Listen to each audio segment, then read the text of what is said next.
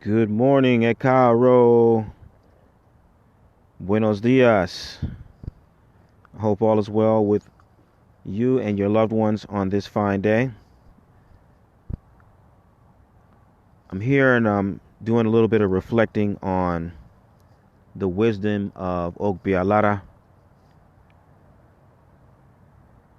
in particular, the Ewo, the observances that Ogbialara has introduced for this year. I started to think about the really early stages of my practice, of my journey, before I had a practice. I remember, being in my like mid 20s, and I had finished graduate school, and I was doing, like some consulting. Like I would do workshops, diversity workshops. I would do some lectures. I was going to like the local community college, local state college, University of California, and I would do a lecture in this course, or in a class, or in that class, or um, doing workshop with student organizations and things like that. Um, the beginning of trying to create like a consultancy, right? That's what I would call it today. I didn't call it that then, but it's like a little consultancy where I would go out and do different kinds of things, educational, human development, mostly centered around cultural diversity, right? But in the midst of that, it dawned on me that I didn't really know like how to do what I was doing. I knew what I was doing in terms of my skill set. I knew the information that I had was proper. But as far as how to execute it, how to implement it, how to even what to call it, right? I didn't even call it a consultancy. I didn't understand, what I was doing at that level. And in trying to figure it out, it dawned on me that I needed a reprogramming experience. I was like, I need to go to like boot camp. I need to join the Marines or the Army or something like that, where I can get a full like reprogramming. Not because I was patriotic or anything like that, but because I know that in an environment like that, hey, they're gonna uh, basically bring out leadership qualities. They're gonna show you how to work in a team, right? Somebody's gonna tell you we're gonna have these 10 people. You're gonna go over to this place. You're gonna execute this function. You're gonna do it in this much time. Go do it, right? And um, then after a certain point, you rise up and you're able to assemble those 10 people, tell them to go to that place and execute that function in this much time, and have them go do it, right? It's just basic being able to give instructions and take instructions, work as a unit. And I thought, the armed services, that's what they do. I need to be able to do that, right? That's what's going to allow me to do this other thing I'm trying to do more effectively. On another level, I was also aware of the need for the reprogramming aspect, in the sense of like, hey, this is what you wear. This time you wake up at this time, you eat at this time. This is what's for breakfast. This is for lunch. This is for dinner. This is how you talk to people. If this one is your superior, sir, yes, sir, ma'am, yes, ma'am, sir, no, ma'am. I mean, ma'am, no, ma'am, yes. You know what I'm saying? It's very scripted, right? It's very, very scripted. It cuts out all the fluff and makes what you say very concise and precise. Like, that is important. That's a whole reprogramming, and I recognize that need. Now, I didn't join the armed services. I actually became a devotee.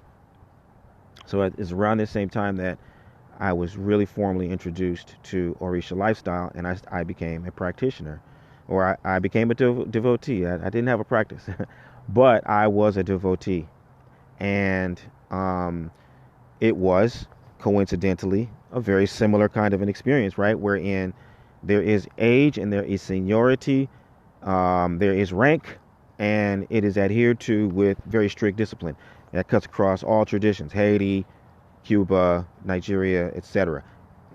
Age and seniority are law in our tradition, and so people, are quick to make sure you understand that. And similarly, there's a kind of a dress code. You can see that sort of different ranks of people by the ileke that they wear, or the different colors that they wear, or what kinds of attire they are wearing. You know what I'm saying, in a ceremonial environment, when people become possessed and all that kind of thing. So it has a structure to it, is what I'm trying to say. And so I realized my need for order, structure, direction, really specific context for our actions and our thoughts and things like that. I found that in Orisha lifestyle.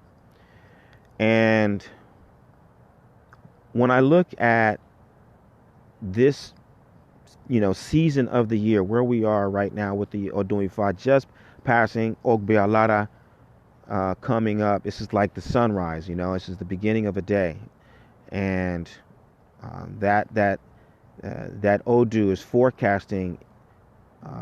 These are the advantageous ways of being.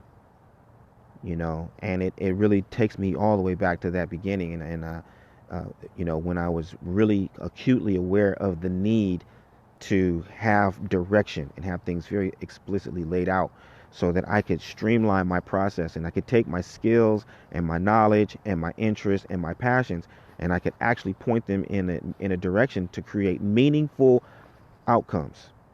But in order to do that, I had to change some behaviors. There's some things I had to change, and there's some ways of carrying out my duties that I needed to adjust. And that's what Ogbe Alara presents to us in this particular season. Ogbe Alara is explaining to us that we need to wear certain colors and not wear certain colors. We should be dressed in white. We should be licking honey. We should be speaking sweetly. We should be showing deference to elders. These are some behavioral modifications that Ogbe Alara is telling us will allow us to reprogram ourselves, that will allow us to restore or recapture that primal energy that's represented in the serpent Da. It's a really poignant moment that's being presented to us right at this moment, in this time of the year. And so I want to just drive home how important it is for us to remain focused on why we seek, wisdom. What is it that when we think about what we're doing, when we think about how we're performing, when we think about how we're showing up, when we think about all the things that we can do, all the possibilities and the options that are available to us, there's something that we really want to accomplish, though. Like, there's a vision that we have, and the skills that we have will help us. The knowledge that we have will help us, but we have to accept and really be excited about the realization that in order for us to take our knowledge and our skills and our passions and our interests and actually accomplish what we will, to actually manifest the vision that we have in our hearts, we got to change. We got to change. We got to do things differently. right? We got to do things differently. We have to be more inclusive in many regards, right? Um, we have to be um, more clear about why inclusion matters. At, you know, in which stages we include, and what we're doing when we're including. You know, all those things are essential. It's they essential to creating change behavior, bringing us to higher or other um, aspects of our awareness and of our experience and what's actually, you know, potential. I'm thinking about Ashun, right, and the strategies that just what kinds of subtle insights must she have provided that helped them to strategize and really perfect the art of war. That you know, what is it that she said that she didn't even have to go out to the battlefield. She didn't even have to go to the battlefield, but she knew something about them and about the environment and about the nature of what they were doing that she could give those key insights that they could galvanize around all their other talents and every other opportunity and go forward, right? That that that is, you know, what drives us forward. That's the reason why we're willing to change. That's the reason why we're willing to adopt new habits. That's the reason why we're willing to be more patient with ourselves as we grow and we change and we evolve. Because we know that that's the only way for us to be able to accomplish the vision and realize our goal. And so I thank you for your time.